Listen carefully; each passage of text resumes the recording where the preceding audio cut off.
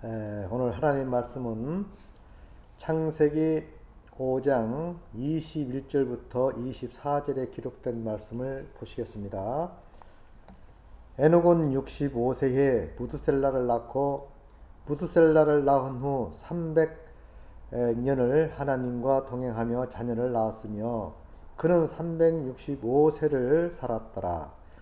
에녹이 하나님과 동행하였더니 하나님이 그를 데려가심으로 세상에 있지 아니하였더라. 아멘.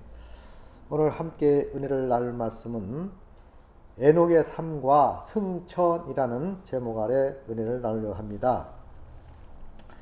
자, 에녹의 삶을 말하기 전에 첫 번째, 성경에는 큰 틀로 두 계보가 있습니다. 잘 아시다시피 카인과 아벨이 있지요. 두 형제가.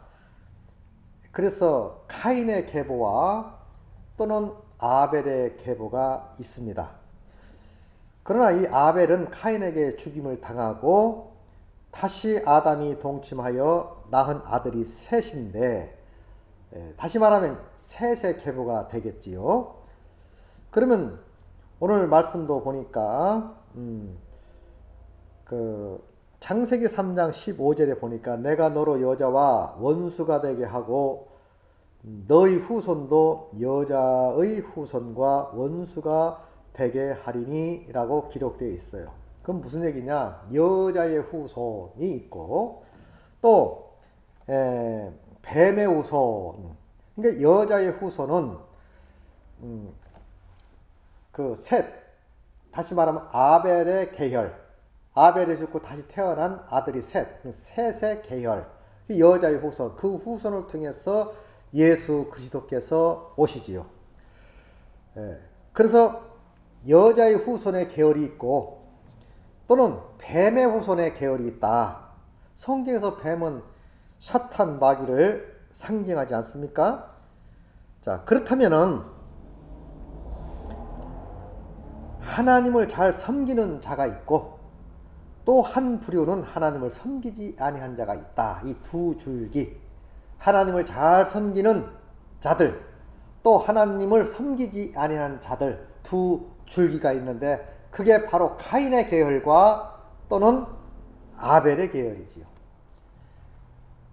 또 아브라함의 그 아들 중에서도 당연히 아브라함의 아들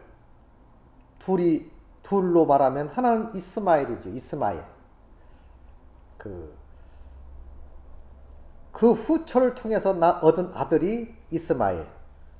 또 본처를 이삭. 그 하나님께서는 이스마엘이 원칙적으로는 장자지요.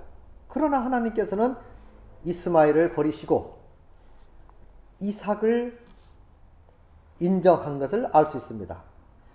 또 하나님께서는 에서를 버리시고 야곱을 인정한 것을 알 수 있습니다. 항상 이렇게 두 계보가 있지요. 믿는 자와 믿지 아니한 자, 천국 갈 백성과 지옥 갈 백성, 이렇게 정해져 있다는 것이지요. 그렇다면 우리는 어떠한 삶을 살아야 되느냐? 당연히 하나님의 말씀, 하나님께 대한 충성과 믿음을 가지고 살아야 되지 않겠습니까?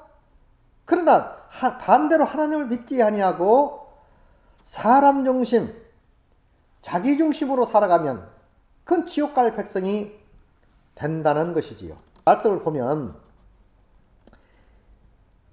라멕의 노래라는 그 성경 창세기 4장 23절 24절까지 보면 이런 말씀이 있습니다. 라멕이 아내들에게 이르되 아다와 셀라여 내 목소리를 들으라. 라멕의 아내들이여 내 말을 들으라. 나의 상처로 말미암아 내가 사람을 죽였고 나의 상함으로 말미암아 소년을 죽였도다. 카인을 위하여 벌을 7배일진데 라멕을 위하여 벌이 70배로다 하였더라. 자, 이 라멕은 누구냐? 카인은 하나님을 떠나서 살인자지요. 동편 땅에 거주하여 삽니다. 거기서 그들은 자기를 즐겁게 하고 풍요롭게 하기 위하여 풍요롭게 살기 위하여 세상의 문화를 형성하지요.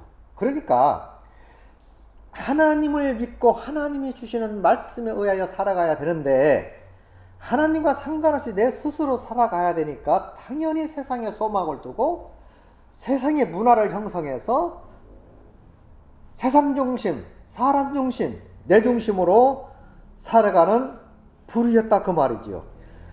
그 인본주의적 사상 가운데 가장 절정에 이르렀던 당시가 바로 카인의 7대 손 라멕입니다.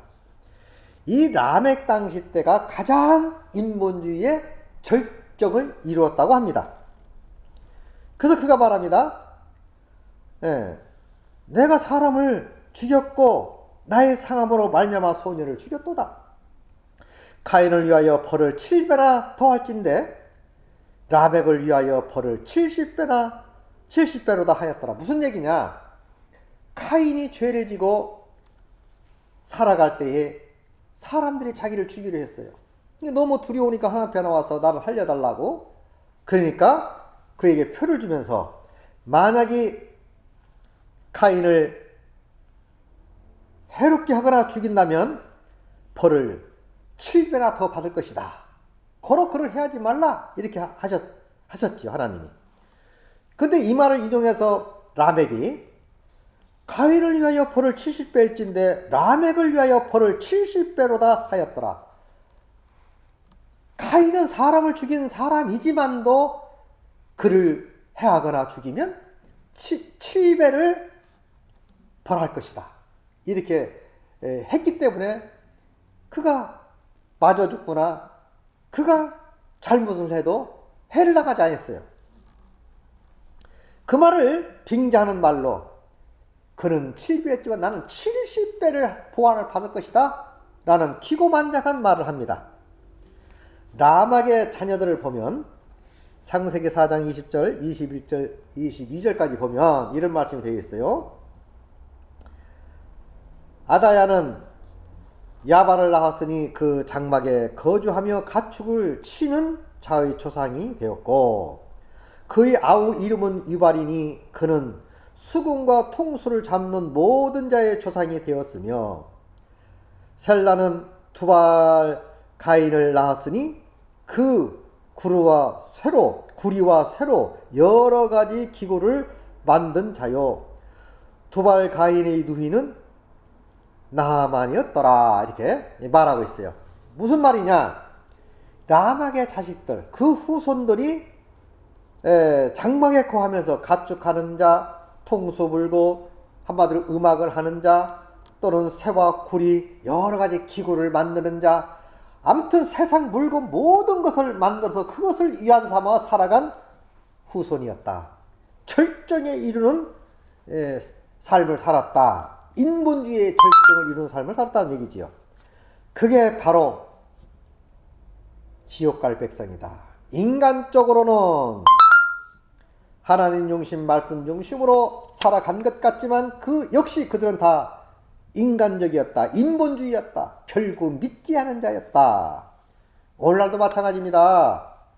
하나님을 믿지 아니하는 자들, 자기가 잘나서 똑똑해서 자기들이 만들어 놓은 그러한 삶 속에서 그러한 업 쪽에서 업을 통해서 잘 먹고 잘 사는 거 좋습니다. 많은 지옥 갑니다. 옛날에 바벨탑을 쌓는 이유도 뭡니까? 분명히 하나님이 약속하셨습니다. 너희가 죄를 지어도 너희가 잘못을 해도 내가 다시 물로 멸하지 않겠다고 지켜주겠다고. 그럼에도 그 말을 믿지 아니하고 스스로 바벨탑을 쌓습니다. 만약에 비가 오고 창수가 나면 이 바벨탑을 올라가서 하늘로 올라가면 되지 않겠느냐? 하늘로 피하면 되지 않겠느냐? 이렇게 말하고 하나님을 부인하고 믿지 않고 자기들 스스로가 바벨탑을 쌓며 우리 이름을 내고 우리의 흩어짐을 멸하자 하고 한 행위가 바로 바벨탑 사건 아닙니까? 오늘날의 많은 사람들이, 많은 인간들이 하나님을 믿어야 되고 하나님을 의지해야 되고 하나님 중심으로 살아가야 됨에도 불구하고 자기 중심, 자기들이 여러 가지 자기들이 위안받을 것을 만들어 놓고 그 중심으로 살아가고 있다고, 그 중심으로 살고 있다는 얘기죠. 결국은 지옥이라 이 말입니다. 자, 더 이상 우리는 그런 삶을 살아서는 안 된다. 그렇다면 아벨의 계보를 보면 그 아벨은 가인에게 죽임을 당하지요. 다시 자식을 얻으니, 그 창세기 4장 25절 말씀 먼저 보고요. 아담이 다시 아내와 동침하며 그가 아들을 낳아 그 이름을 셋이라 하였으니 이는 하나님이 내게 가인을 죽인 아벨 대신 다른 씨를 주었다 함이며, 셋도 아들을 낳고 그 이름을 에노스라 하였으니 그때에 사람들이 비로소 여호와의 이름을 불렀더라. 이렇게 말하고 있어요. 무슨 얘기냐? 셋의 7대 손이 누구냐면 바로 에녹이에요. 오늘 본문 말씀, 에녹이 하나님과 300년을 동행하고 하나님과 의지하며 살아간 그 삶 속에서 365세를 살고 죽음을 맛보지 않고 하늘로 승천한 사람이 바로 에녹이지요. 자, 그렇다면 에녹은 어떤 삶을 살았기에 죽음을 맛보지 아니하고 하나님이 데려가셨느냐, 그 말입니다. 영적으로는, 육적으로는 라멕이 인간적 삶의 절정을 이루었던 사람이 라멕의 계보였고, 믿음으로 승리의 삶을 살고 하나님 중심, 예수 중심, 말씀 중심으로 살아간 에녹이 아주 절정을 이룬 소위 믿음의 조상이라고도 말할 수 있는 사람이지요. 그렇다면 우리는 에녹의 삶을 가만히 들여다볼 필요가 있습니다. 에녹은 하나님과 동행한 사람입니다. 300년 동안을 하나님과 동행했지요. 무두셀라를 낳고 300년을 동행한 사람이 바로 에녹입니다. 그러면 에녹은 어떤 삶을 살았느냐? 대단한 어떤 업적을 이룬다든지, 공장을 만든다든지, 탑을 쌓는다든지, 어떤 세상에 많은 기여도를 세운다든지 그런 거 없어요. 에녹은 한 게 아무것도 없습니다. 왜 그런가 하면 그는 창조자 하나님이 생사화복을 주장하시는 하나님이 복을 주시기 때문에, 그는 자기가 한 게 아무것도 없고 오직 하나님의 말씀, 하나님 중심, 하나님 의지하면서 인생을 살아갔다, 그 말입니다. 하나님과 300년을 동행하였더라, 이렇게 말씀하고 있지요. 성경에 보니까 빌립보 4장 8절에 보니까 정말로 형제들아 무엇이든지 참되며 무엇이든지 경건하며 무엇이든지 옳으며 무엇이든지 정결하며 무엇이든지 사랑할 만하며 무엇이든지 칭찬할 만하며 무슨 덕이 있든지 무슨 기립이 있든지 이것들을 생각하라. 자, 우리 그리스도인은 경건의 삶을 살아야 된다. 에녹은 경건의 삶을 살았어요. 이 경건의 삶이라는 것은, 성경에서 말하는 경건은 하나님의 말씀에 의하여 늘 주님과 교통하는 삶, 의지하는 삶, 믿는 삶, 신앙생활 제대로 하고 사는 사람이 바로 경건의 삶이다, 그 말입니다. 그러니까 무엇이든지 참되며 무엇이든지 경건하며 무엇이든지 옳으며 무엇이든지 청결하며 무엇이든지 사랑할 만하며 무엇이든지 칭찬할 만하며 무슨 덕이 있든지 무슨 기립이 있든지 이것들을 생각하라. 이것이 바로 그리스도의 삶이 아닙니까? 에녹과 같은 삶이다, 그 말이야. 이런 사람이 예수님이 언제 어느 때 오신다 할지라도 다 구원받고 다 승천하게 될 줄 믿습니다. 그래서 하나님 앞에는 경건한 삶을 살아갈 때에 하나님이 그들을 인정하시고 축복하신다. 야고보서 1장 27절에도 하나님 앞에서 정결하고 더러움이 없는 경건은 곧 고아와 과부를 그 환난 중에 돌아보고 또 자기를 지켜 세속에 물지 아니하는 것이니라. 경건의 삶, 하나님 앞에 두려워하며 경건하고 고아와 과부를 돌보고 또 환난을 당하는 사람을 돌아보고 또 나 자신을 지켜 세속에 물들지 않고 하나님 말씀 중심, 성경 중심으로 살아가는 그 모습, 이런 사람을 하나님이 축복하신다 그 말입니다. 경건은 참으로 쉬운 거예요.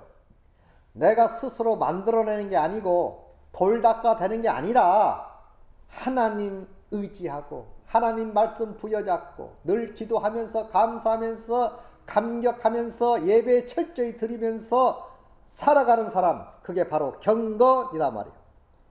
이런 사람들을 하나님께서 데리고 가신다. 예수 믿는 목적이 뭡니까? 이 땅에서 잘 먹고 잘 살다가 지옥 가는 겁니까? 천하를 얻고 오늘 죽으면 무슨 소용이 있느냐? 그렇게 말씀하셨어요. 온 천하를 얻고 오늘 죽으면 무슨 소용이 있느냐? 비록 고난을 받고 좀 어렵게 산다 할지라도 예수를 잘 믿고 사는 사람 영생 복날 얻게 되는 것이지요. 바울을 보세요. 바울이 이 땅에 살면서 부유하게 살았나요? 엄청나게 누리며 살았나요? 그럼에도 불구하고 많은 사람들이 김바울 목사, 박바울 목사, 이바울 목사, 바울처럼 살고 싶어서 얼마나 목사님들도 애를 씁니까? 그건 영적이었지요.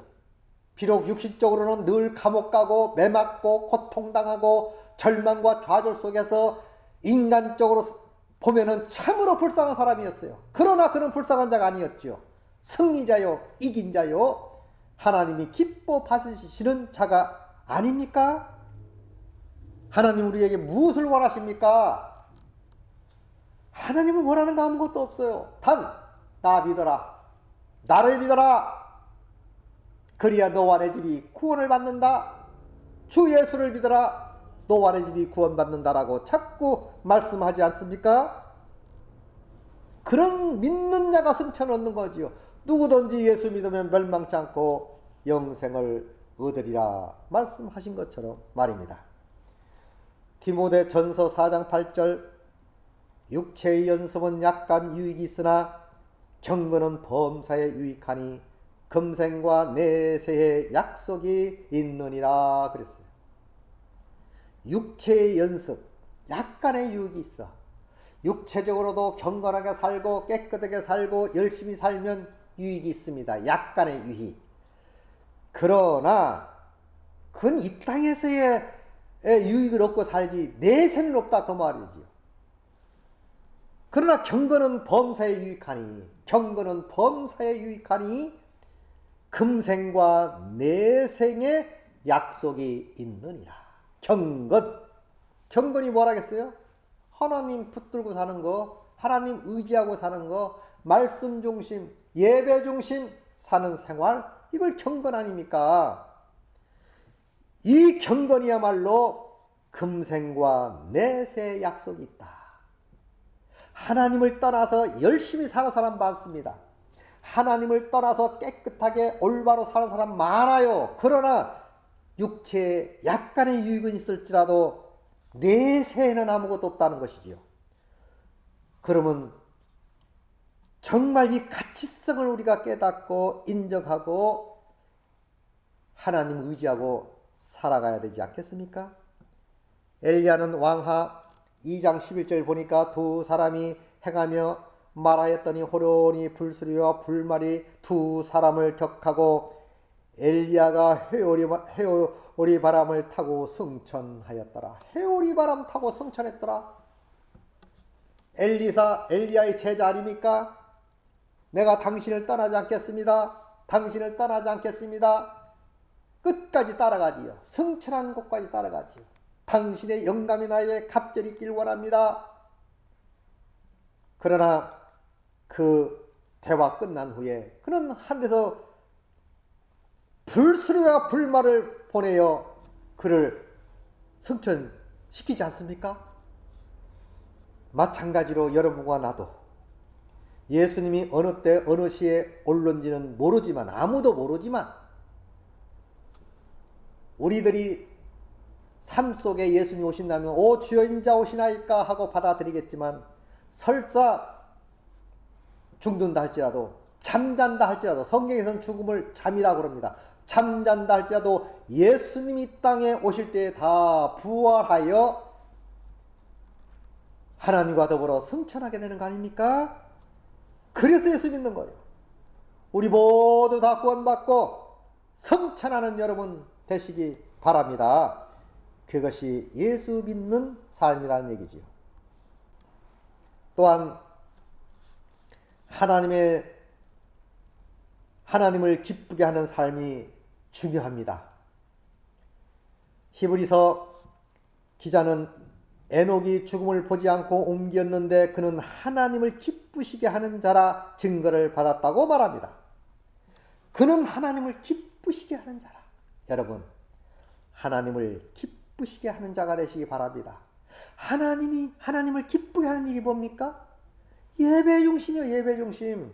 말씀 중심, 기도 중심, 성경 중심 살아가시기 바랍니다. 응? 바빠서 참석 못하고, 바빠서 뭘 못하고 이유가 많아. 물론 피치 못할 사정이 있을 수 있습니다. 많은 입든지 마시든지 무엇을 하든지 하나님의 영광을 위하여 하셔야 됩니다. 히브리서 11장 5절 유명한 말씀입니다. 믿음으로 에녹은 죽음을 보지 않고 옮겼으니 하나님이 저를 옮기심으로 다시 보이지 아니하니라. 저는 옮기기 전에 하나님을 기쁘시게 하는 자라 하는 증거를 받았느니라. 그는 옮기시기 전에, 그는 하나님 나라에 들어가기 전에 하나님을 기쁘시게 하는 자라. 참 중요한 말입니다. 여러분, 하나님을 기쁘시게 하시기 바랍니다. 하나님을 즐겁게 해주세요. 즐겁게 뭡니까? 예배하고 찬양하고 말씀 보고 기도하고 하나님 매 순간 의지하면서 살아가는 그 모습이 아니겠습니까? 그것이 가장 아름다운 삶이라는 얘기죠. 하나님을 기쁘시게 하시기 바랍니다. 또 유다서 1장 15절에 이런 말씀합니다. 이는 무사람을 심판하사 모든 경건치 않는 자의 경건치 않게 행한 모든 경건치 않는 일과 또 경건치 않는 죄인을 주께 거슬려 한 모든 강박한 말을 인하여 저희를 정죄하려 하심이라 하였느니라.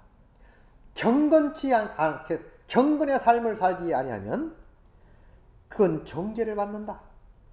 경건의 삶을 살지 아니하면 정죄받는다 이렇게 말하고 있어요. 아까도 말했지만 경건의 삶이 뭡니까? 말씀 중심이요, 예배 중심, 성경 중심, 그 말씀 따라 살아가는 그 모습 아니겠습니까? 그럴 때 하나님이 기뻐하시고 좋아하신다. 그러나 경건의 삶을 살지 아니하면 망한다 이 말입니다. 또 에베소 5장 1절에도 너희는 열매 없는 어둠의 일에 참여하지 말고 도리어 책망하라. 열매 없는 어둠의 일에 참여하지 마라. 잘못된 길에 서지 마라. 범죄하지 마라. 성경에서 말하는 범죄는 뭡니까? 예배하지 않는 것, 하나님 말씀을 따르지 않는 것, 그게 죄요. 믿지 아니하는 것, 그게 큰 과오를 범하는 겁니다.